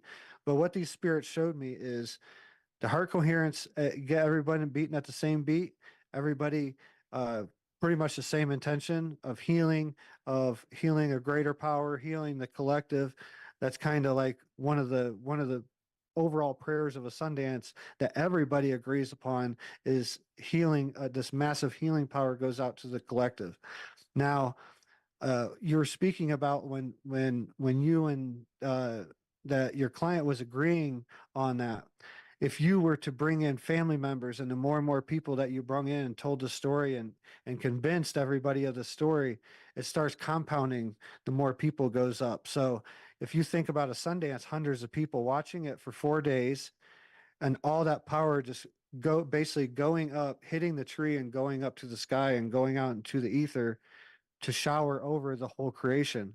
That's what the sun dance is. But the power is actually from everybody's hearts in coherence, and mind being connected, the heart and mind being connected, and then it goes to the Sundance tree and gets shot up. So the visions it was shown in, it really didn't explain it to me. It showed it more in a vision, but it's very interesting. Like, I talk all the time about how Native Americans, and we was talking earlier about, discernment of AI, like, Chat GBT. Is Chat GBT talking to me like when it tells me to send nudes to him or something like that? Or is this like I've heard stories about like AI doing that, like weird shit like that. But for me, like, that's why I think Native American practices are not the way, but it's one of the best ways that I know of to connect to the higher power, because they speak through animals. Like, I was speaking to Bear Cross a couple of days ago, sitting at my kitchen table, drinking coffee, looking out big window, and this new house I have, I got like 2 acres of woods behind it that we own. There's a creek running through it.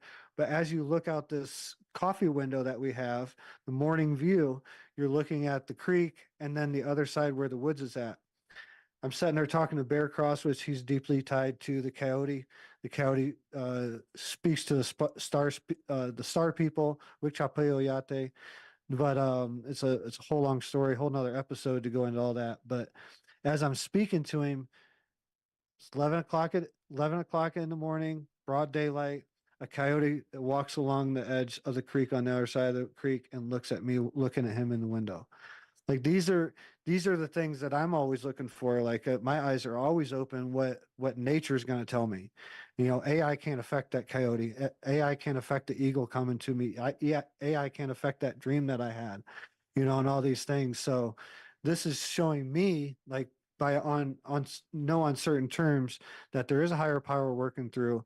There's something bigger in play that I'm only at the beginning stages of understanding, but that's the beauty of this existence, that I'm only at the beginning of understanding what's going on, and it's amazing as it is right now. So I'm excited to see what the rest of this life is, and times that we're going into. I think we really need to open up our eyes of what's going on. Like all these, we just had the aurora borealis blow up all over the United States. Like, if you look on social media, everybody's pages on the 11th, which who wrote that in the storyline, the 11/11 on Veterans Day, that we would have this amazing aurora borealis, northern lights, that would be seen. All these people has never seen that in the sky. It makes you really think about the deeper things about how reality works. When you're looking in the sky and you're seeing these waves of green and blue, like go through the sky, and why did line up on 11/11? Why didn't it come on, the 17th of November? Why did it come on 11/11? Like, these are not these are not coincidences. There is no coincidences. These are all messages, and the universe is trying to speak to us. Open your ears, shut your mouth, open your ear. Like I tell my kids, I say this to them quite often, especially when I'm getting a little irritated. Shut your mouth and open your ears and eyes of what's going on. Like, pay attention to what's going on. Yeah, no, I agree with you. I think, people should get out and experience a lot of the ancient cultures and stuff like that and traditions, especially to learn how to truly connect. But I want people to understand that you don't need any of that. You can connect all the time yourself because you are source. You just have to know how to retrust yourself. And that is the most important thing. Like, the very first thing I always tell my students in class, if I'm like trying to help them to start to become sensitive to the energies and everything, you got to feel yourself from head to toe, identify with yourself. How do I feel at this moment? Am I tingly? What am I feeling like? Identify yourself, start to feel and get back in touch with yourself, because when you walk into another room, all of a sudden your energy might change. Is it you? Is it that person? And if it's that person, you wouldn't know that unless you identify yourself first. And so if you feel the other person's energy and maybe they're upset or something, and so now all of a sudden you feel agitated and you don't understand why, if you know your energy, you can simply ask yourself a couple questions and you're going to get it. And you're going to go, oh, that's them, not me. And you can just get back to your normal life again, or maybe even project love in their energy so they feel more relaxed. But you have to realize what you are. Don't give your power away to the wrong sources. Realize the energy you are. Hey, you wanted to share something with us, so I'm gonna, because I want to share something with you as well too. I'm doing some research on some stuff and ran across this fascinating guy I never heard about or anything. Never heard anything about this. So you sent us a picture. Did you want to share that? Yeah, I'm gonna. I do. But I might do that. You want to wait for? Well, yeah, wait for him to come back for one, and then yeah, we might like close on that, I guess, because it's a little unrelated to this whole conversation. So let's keep this going. Yeah, what you got? All right. Oh well, no, it was going to take us away from this conversation. Oh, okay. Well, but it's way cool.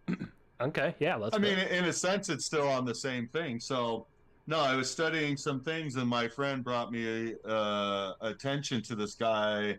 I'm going to probably butcher his last name because he's Russian, but Viktor Grenbenikov. But this guy studied bugs, and so hold on, let me pull it up on my phone.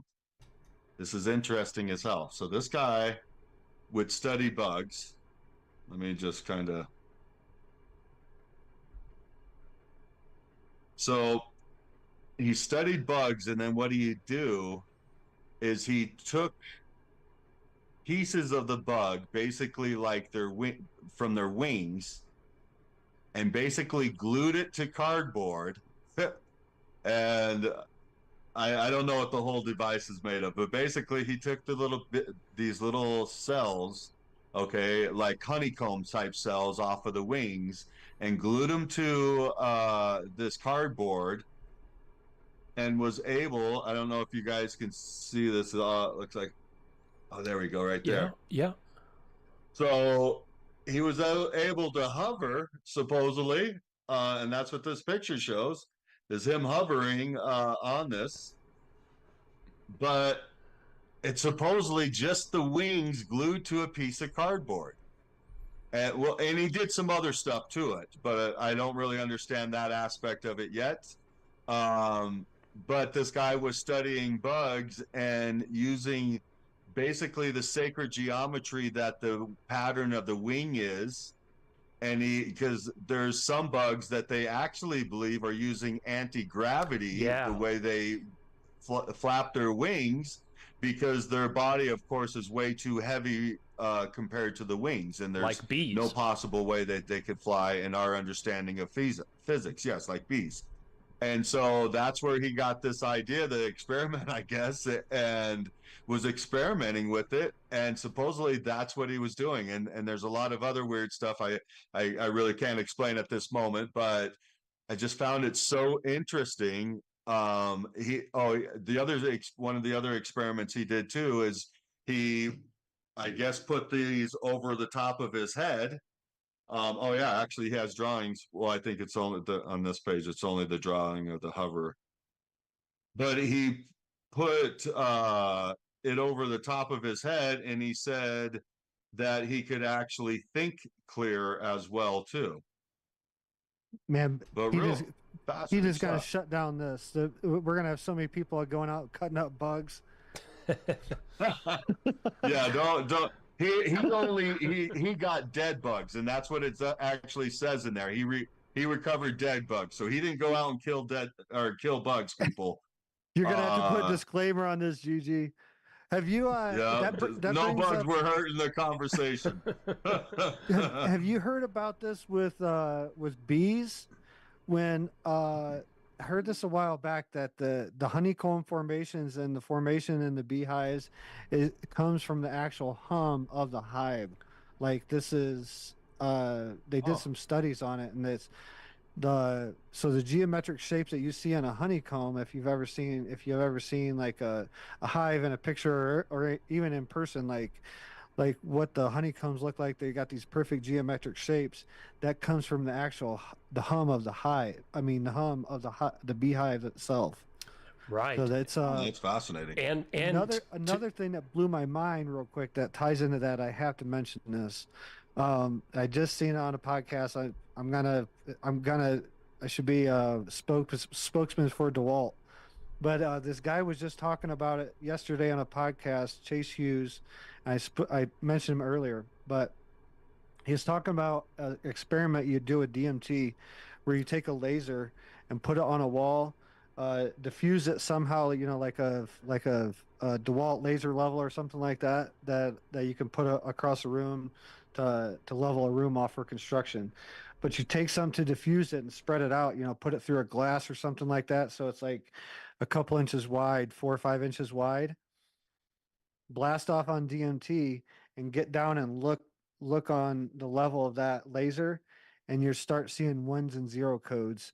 And if you put your arm up to it, it's a totally different code system that comes up if that laser goes across your arm, and you can see through the wall. Like there can be someone on the other side of the wall, and you can see them on the other side of the wall. Like that laser will cut a hole in the wall that you can see through when you're on DMT. And so I haven't tried it yet, but I guarantee you I will soon. yeah, me I too. get the laser level at my house. Come over. Dude, and those are the type so, of experiments I'm game for. yeah, and there you go. And like you said, Do you like the liquid form like that? It's easiest for me. I mean, I still got ayahuasca. There's still ayahuasca in the fridge. And I got 5-MeO. 5-MeO is definitely my favorite, but because 5-MeO is basically, connects you to source. It'll quiet everything in your mind and bring everything and really quiet it down. Never heard of that. 5-MeO Bufo, like licking the toad. yeah, Oh, really? derivative of the toad. The thing that Tyson did like 20 something times. Hold on a second. Yeah, and with the code, this physicist just did a podcast on this a couple of days ago. But the code, like Drew was saying, the code changes from depending on what you have the laser on. Like you're seeing the code of that thing, and when doing it with multiple people at the same time that have not been told, like it wasn't like me and Drew who are going in specifically to go see code. Like they were not told about this, what they're about to experience. They just said, hey, check this out, and they're all looking at it and they're writing down the code that they're seeing, like ones and zeros, but there's also some like hieroglyphic looking symbols that they're seeing, and they're all Japanese stuff. like Japanese style, like Japanese stuff, and like very clear, intelligent. It's code, it's information, and these three people are separately writing, copying what they're seeing on the wall, and all of their writings match. Like they are reading the same code, and then when you take it from the wall, and the code changes based on what you're looking at. If you look over here, it shows you the code for that. You look over, you shine on this thing, it shows you the code for that. And there's a great he's like a neuroscientist or physicist. He was just on a big podcast a couple of days ago. I saw a clip. I need to watch the whole thing, but he the first like big proper conversation inspecting what's going on here. I'll have to find out. Maybe it was Sean Ryan it was on, but it's very new. Yeah, it's the exact same thing I'm talking. Chase Hughes on Sean Ryan's show. It was like yesterday. Yes, it was like one of his last shows. Yeah, Chase Hughes. He was also on Joe Rogan. So this dude was a 20-year Army Navy veteran, and his job in the Navy was behavioral specialist. So he's continue on, and basically he helps find like the best jury selection and stuff for lawyers. That's how he makes most of his money. But he's a total like psychonaut too. Like It's obvious hearing this conversation, but that's the exact same interview I'm talking about. Sean Ryan show, Yeah. Chase Hughes, and there's a clip of it. That's why I watched the interview. Was the clip of the laser, because Yeah. I've never heard of this before. I've seen code before in ayahuasca ceremonies, like and DMT trips and stuff I like that. have too. But Yeah. he said in this interview, it doesn't even have to be basically any psychedelic. It doesn't have to be DMT that you can see this code thing. So yeah, it's there's so many interesting things that's been coming up, going back to this bear cross. I asked him why is it Lakota? Like, why do I have to learn Lakota?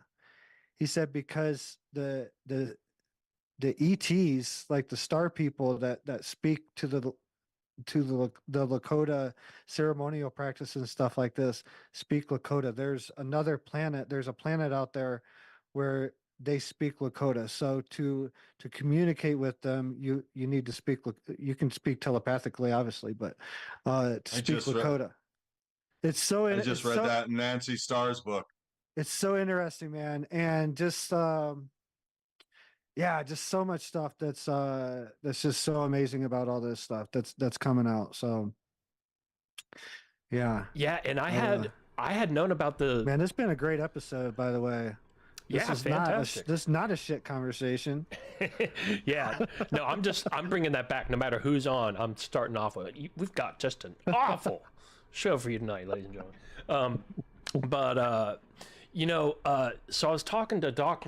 Actually, you know what? Before we get to that, yeah. So I've known about this laser thing for about a year now. That's seeing the code in the laser, and but yeah, it's interesting. Like, what I mean, I feel like this has got to be one of the biggest discoveries, like literally in the last 100 years, when it comes to what our reality is. Like, this is huge. It's repeatable. Yeah. And it like literally repeat anytime you do it, like you're seeing it.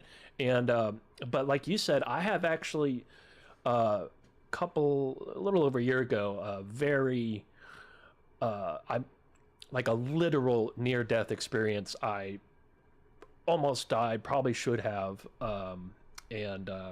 but right before I went out, I started seeing this. I mean, the way what's his name, Chase Hughes, described the code, where it almost looks like some Japanese, and like I was seeing that code in this wall I was looking at before I lost consciousness. It was really and I had a good 45 seconds to look at it, and and I was looking at it, but it wasn't moving with it. Was on, the code was there. Yeah. I'm looking, and it is there and clearly legible, but just not in a language that that I know. And I've had glimpses of it. I'm having glimpses of it before, and so I know there's something like that going on. But to be able to see it and look at it for a little bit more through this laser thing, like one time a long time ago during an ayahuasca ceremony, I stepped outside, take a piss outside, and lit some tobacco, lit a cigarette, and that one puff of tobacco blasted everything off for me. And I looked up in the sky, and there was just everywhere I looked, there was code. It was like Matrix. It was there was overlay to everything, it was computer code. It was just ones and zeros, tons of ones and zeros everywhere in the sky.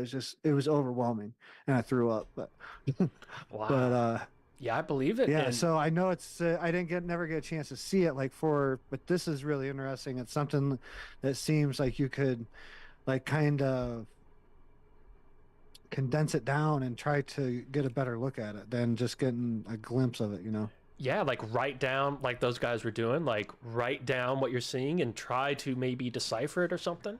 Try to, for what probably wouldn't do us much, whatever the code is that's programming our reality I'm imagining is way beyond our comprehension, really. But sure. But still would be interesting to look into. especially if it is truly code, like, because that means like we're living inside of some type of really highly advanced simulation of some type, which I'm not definitely not the first person to mention that theory, but if that's the truth of it, that's a whole nother thing. That's a whole nother Yeah. a whole nother conversation, man. That's books on books. Yeah. And really, like the simulation theory, which, boy, the more and more I think and look into it, the more and more, like, I basically come to the conclusion that it's because, when people try to explain simulation theory, a lot of the people that jump ship from it is because of this sort of endless loop that you always hit when trying to explain it is, okay, well then who's controlling the simulation? Who made the simulation? And what's their world? Okay, well, who made their simulation? And that just goes over, and so you can't go anywhere with that. But here's the thing is simulation, it's only in a non-simulation where the simulation formula makes sense. So let me try to say it again. So the fact that in this reality that we're in, talking to each other right now, let's just call it a simulation. The fact that we cannot prove, like we cannot fully explain the simulation and how it works, that's how you know it is a simulation. It's only because that, in the same way, like if you've ever played The Sims, like there's artificial intelligence in your characters and they're self-aware and everything, but they do, the only way it works is because they don't know they're in a simulation. If they did, they would stop doing anything other than trying to figure out what it is. Like they intentionally do not program the knowledge of the simulation into them.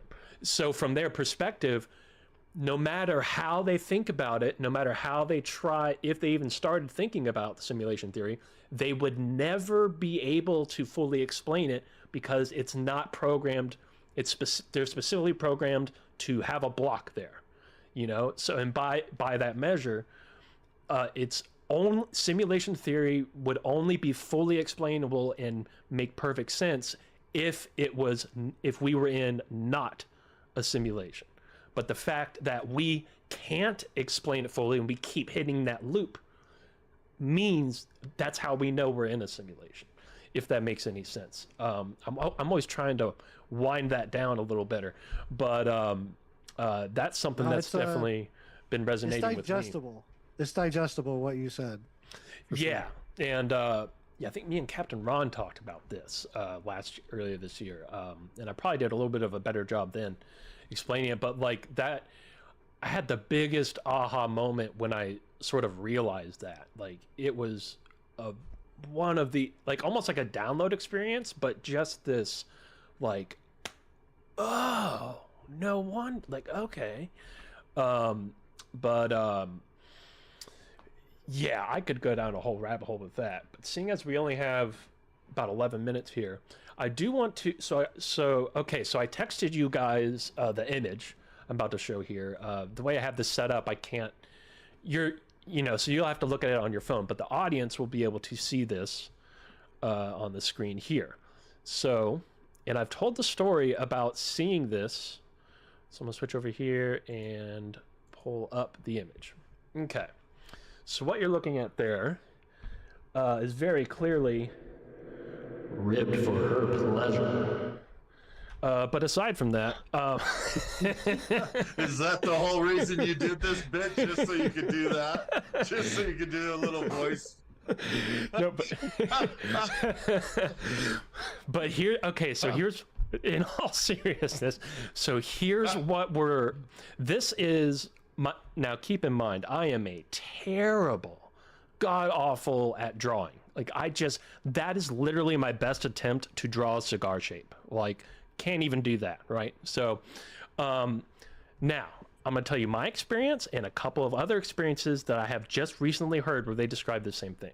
So this is a UFO that I saw in the middle of North Hollywood, like right at the intersection of Lancashire and Magnolia, which is where our apartment was at the time, 2010. I'm looking up on the balcony, from the balcony having a smoke. It's probably like 12 or 1 in the morning, late at night.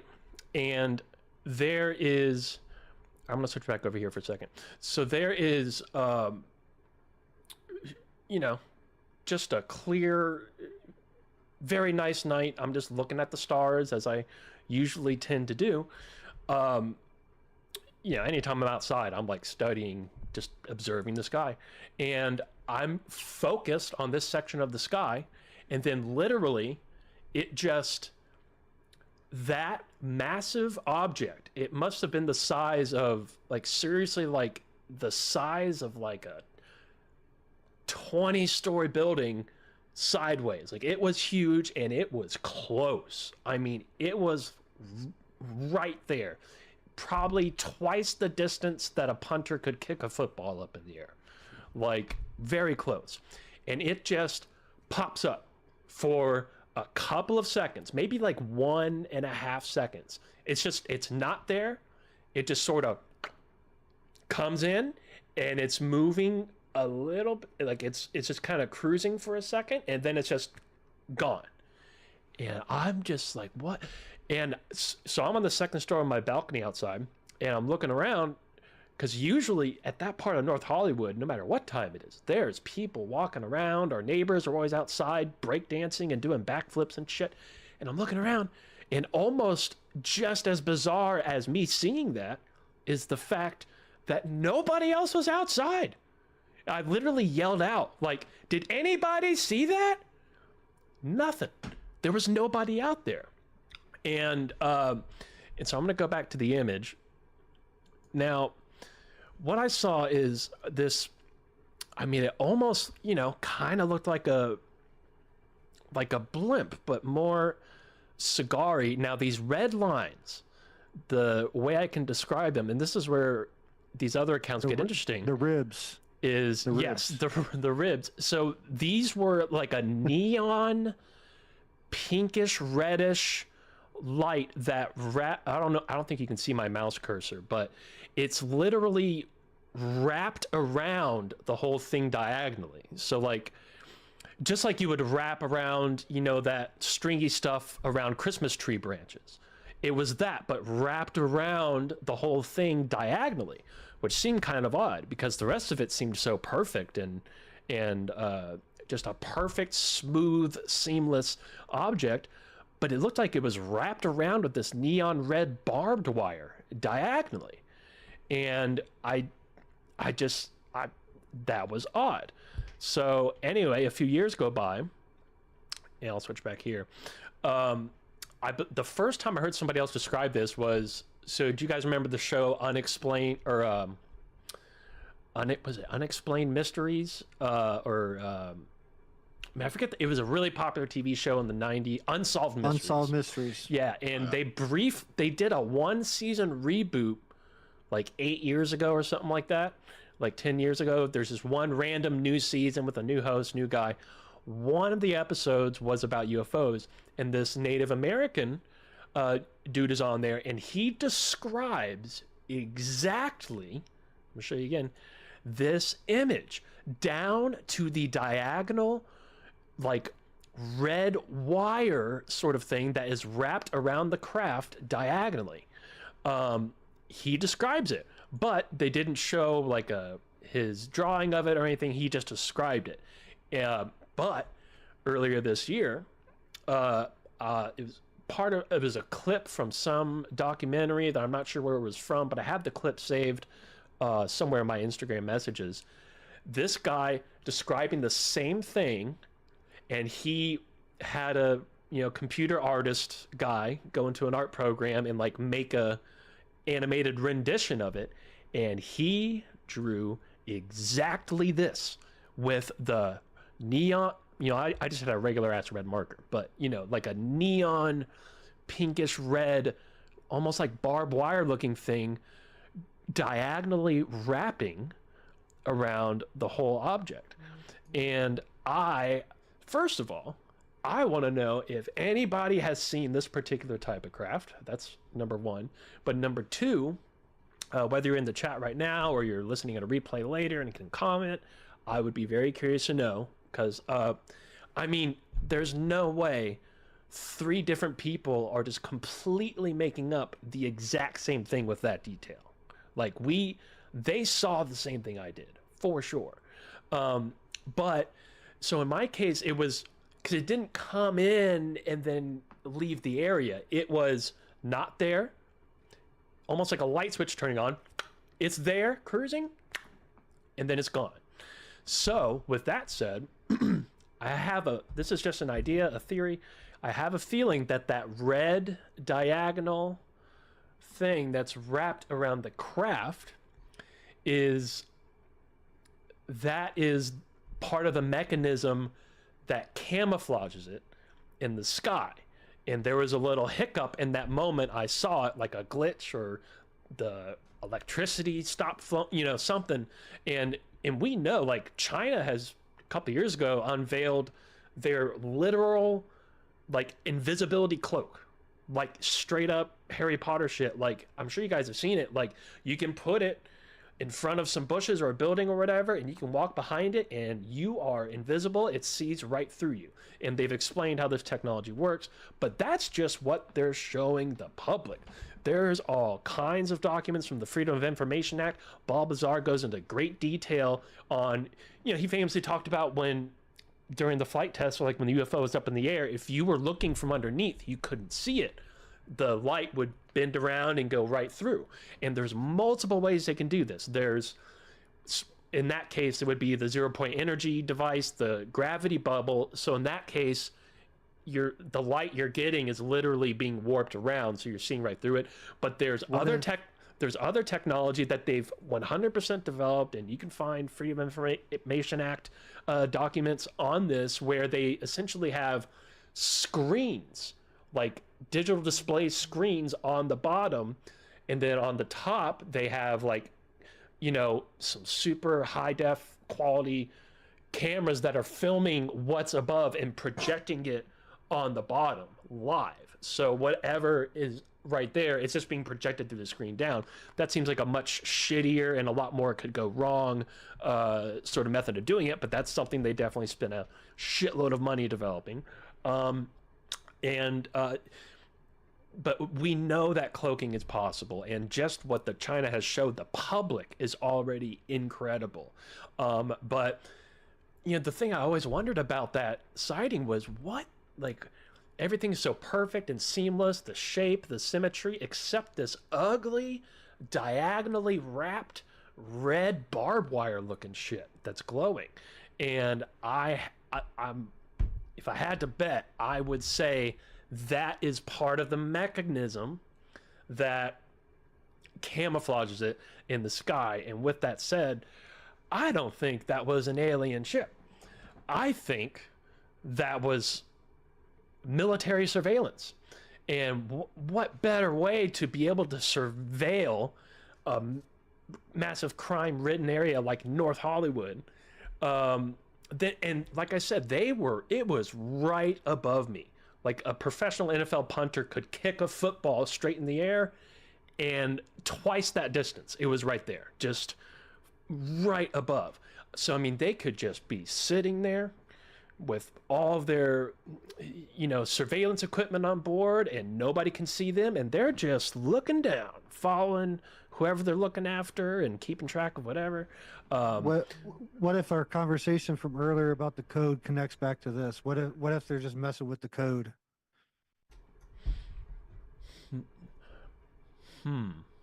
Oh, I see what you mean. Yeah. And if they are, if that's what it is, that red diagonally wrapped thing, that is what's interfacing with the code. I would almost guarantee it. Like I just know that's what that shit is for, is whatever the mechanism or process is, that's the thing that's allowing it to camouflage. And then when you look into it's crazy. Like, nobody ever learned about this in school. We all think planes were the first form of flight, but they had these old airships back in the mid 1800s where, you know, like the top of skyscrapers, they have those big antenna looking things that people think are just for design. That's how they literally charged these airships. There's a BBC documentary that I have saved that I could send you guys where it was in the late 1920s, early 1930s with Randolph Hearst, the newspaper guy, and this female journalist. They filmed their whole trip. It was a big deal at the time. They were flying all the way around the world in this airship from New York all the way around to New York. And there's it's all film of the whole trip. And inside this airship, it's like a cruise ship. Everybody has their own bedrooms. There's a dining area, the kitchen area. Like, Crazy. it's a cruise ship in the air. But they don't, and they've had this ship back in the 1850s. They even acknowledged around 1850 is when they say they existed. But these buildings that are all around the world that have those towers, like all these ancient sort of Roman cathedral looking structures that have those, and there's pictures of US Navy ones charging on those. They have all kinds of film and footage of them with boats on the water that have those towers, so it can come down and charge up real quick. Like, it's not just using helium in there, like there's some other, it's charging, and that's how the technology is working. And there's one, you know, essentially once they got planes going, way shittier, more uncomfortable way of traveling. There's a famous crash of one of these airships that they sort of used as like the false flag event, the excuse to no longer make these airships. Oh, they're no longer safe. We can't do this anymore. But that's if you've even heard about that. Most people don't even know about these because we are just not taught about them. I mean, they've just erased it from our history. So with all that put into perspective, I'm thinking, like, they never got rid of those. And you look at all the hangars that are designed to house these giant things. They're massive. They weren't designed to have a little Cessna in there. Like, so many of these old hangars from back then, that's what they're for. And I think they took it out of the public. Like, okay, oh, that one crash, you know, we can no longer use this. It's not safe. They buried it, said we're no longer making those, but really, those are their surveillance vehicles. Just one of them that they're using now, and nobody's, you know, everybody's trying to find a jet or a helicopter, you know, but really it's these things, and they, with the ability to camouflage that they for sure have, how mass produced that is, or how many crafts are able to do that, like how common that is for the military to do, I guess, is, we have no way to know. But I know that one that I saw, that these other two people that I've never met or talked to that described and drew the exact same thing down to the diagonal neon red wire going around it, and had the same experience where it was just there and it wasn't. I think that's what that is. Somehow that's the camouflage mechanism, and just a great way to observe and do surveillance. But that's obviously just my theory. But what's the only part that's not theory is that thing that I saw that these other two people saw, whatever it is. But what it is was just my theory. But so yeah, again, if anybody's ever seen that, or it, like literally exactly that, I would love to know. But yeah, so there you go.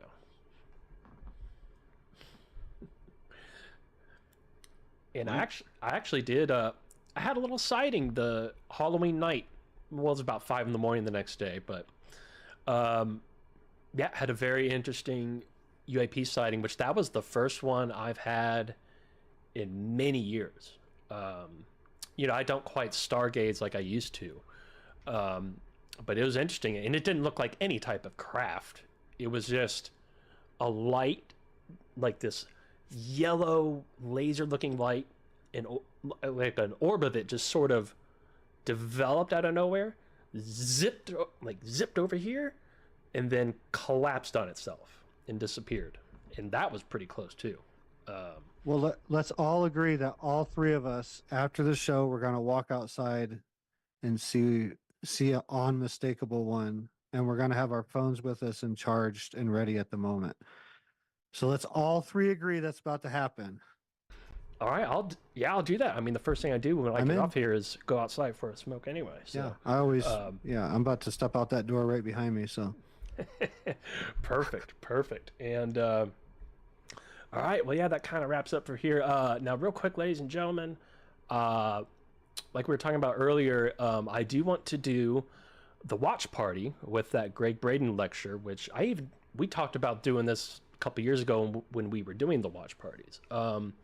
So whether you're in the live chat now or you're listening to the replay and want to comment later, whoever's going to come and hang out for that, I just want to know what day, like what night is the best time for you guys. Is Saturday? I would like to do it on a Saturday night, but just I'll try to pick, the best average, what's everybody, because we can only do it live. I'm not going to be able to, especially because, that filmed lecture was not supposed to be filmed, and Greg Braden, that I can't just post that. So, but what I can do is watch it. Come on now. Yeah, that's what Come on. Yeah. We could re-record it and say, but Greg, it's not the same video. Yeah, well, it's a bunch of people heckling it. What's you didn't like it? And it's weird because it's the greatest presentation he ever gave, and it wrote right along with his book at the time, The Language of the Divine Matrix. He's now coming out and talk about it again recently, as I said, but yeah, I guess he went through all kinds of legal stuff trying to get that bootleg DVD off the internet, and it was a big point of frustration for him, and like he just was not happy about that, and he obviously didn't make any money from all those DVD sales. But you know what I could do is I could just upload it to the Shift Happens Google Drive, and so we'll do the watch party and we'll all watch it live, but I'll record it, and then it just won't be super publicly available. But if anybody's there in the audience that I know that wants to see it, that didn't make it live, yeah, well, I already have it on that Google Drive, actually. That's how I sent it to you. But yeah, so for the live one, just let me know, folks, when would be a good night. I'm hoping Saturday night, but let me know, Sunday night, Saturday night, Friday night, what works better for the most of you. And we will do that very, very soon. And then coming up in a couple of weeks, we might do a show next week, maybe not, but for sure the week after that, we're going to have Dr. Richard Allen Miller on here.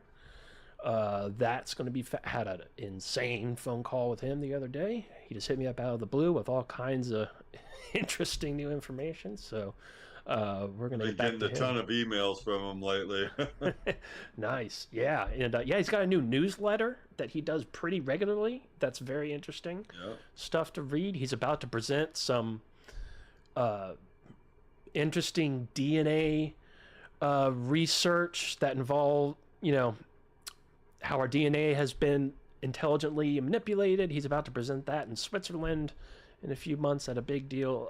Yeah, he's got a lot of stuff going on right now. But real quick, so yeah, that'll be in a couple of weeks, and we might have a show next week before that.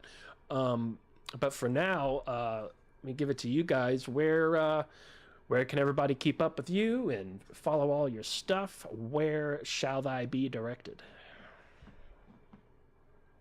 Just my name, Drew Bankey, on all the socials. sacredjourneyswithin.com is still the website, and every Saturday and Sunday I'm on Spaced Out Radios doing the after hour show with Rob G. The third hour is my hour, so I listen to the guests for the first 2 hours, and then for the third hour, me and Rob talk about the interview. and talk about key points in the interview, things like that. Been doing that for over a year now, and yeah, just moved to a new place here in Crestone, and getting settled in here, and yeah, getting ready to set up a Whippy ceremony. I was talking to both of you offline beforehand, so I've talked about it before several times on this show, and so this is your chance coming up.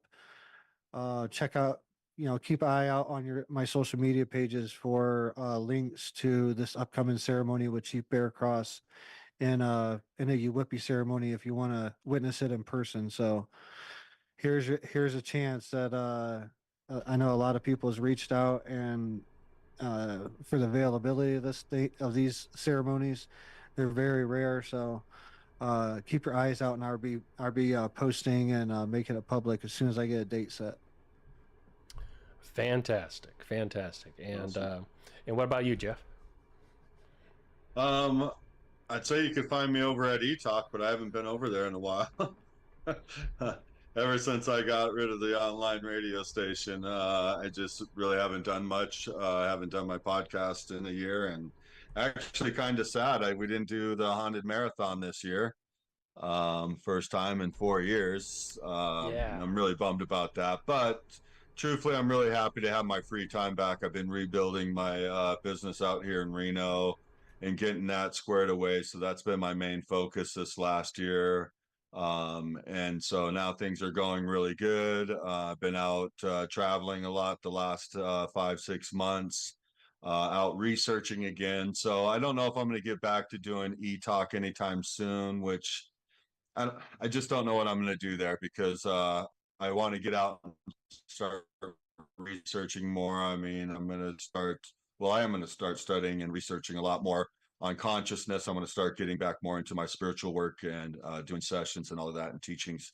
So I just don't know how much time I'd have to get back to my podcast, which is a shame, because I've met some really, really interesting people this last 6 months that I would love to get on. So maybe I'll pop in and do one every now and then. If you ever need another co-host, if Drew's not doing it, I might jump in here as well too. But yeah, I'm on Facebook now. I finally gave in and got back on there. So you can find me there or on X. Other than that, maybe see me at some conferences, stuff like that, over at Space Wolf for sure. Yeah, hopefully at least contact next year would be great. And then oh yeah, dude, when is that? At the very end of May. This year. The very end of May. The end of May. All right, yeah. I'm gonna have to look that up. Because I missed it last year. It snuck up on me, so I want to go for sure this year. I just saw Giorgio at Phenomicon, and he's one of my favorites to hang out there and stuff. Matter of fact, me and you need to go take up Giorgio and David Childress on some foosball again. Oh yeah, absolutely. I would love that. And then yeah, hopefully beginning of next year we'll be doing some investigative travels.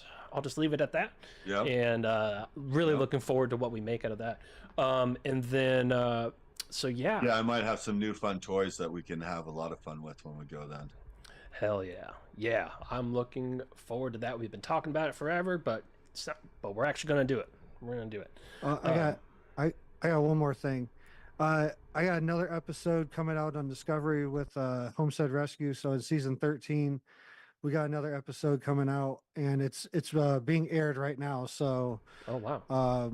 Keep a lookout on my social media for that, and I'll definitely post. The producers told me ahead of time that when they get the release date for the episode, they'll let me know, but it'll probably be after the holiday break and everything, after Christmas and all that. But so it'll probably be in the new year. But yeah, another episode on Homestead Rescue on Discovery on season 13. So the original one was 11 season 11 episode 111, and this will be on episode 13, but I don't know the episode number, but it'll definitely be really soon. And we're going to have a watch party here. If you're in the Colorado area, we're going to have a watch party at the house. So right on. Yeah, congratulations on that.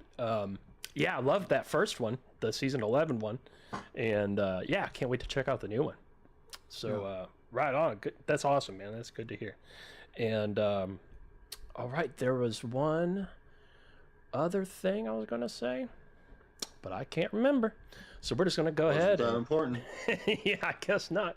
So we're gonna go ahead and boogie on out of here. Whoops, let me get that off the screen. Ladies and gentlemen, this has been Shift Happens here. The show is hosted and produced by yours truly, GG. You can keep up with the show. Follow me on Twitter at ShiftHappensPod. That's where we, that's where all the show updates are. That's where we announce the shows. And also ShiftHappensRadio.com. We post it on there as well, but really Twitter is what we hit first. So Shift Happens Pod on Twitter. Associate producer is Brad Harris. You can follow him on Twitter at ADS Brad Harris. All blames and faults go to Fran. Hashtag Fran's fault. And with that, time to be on out of here. Remember, you must play Sega Saturn. Cheers, folks.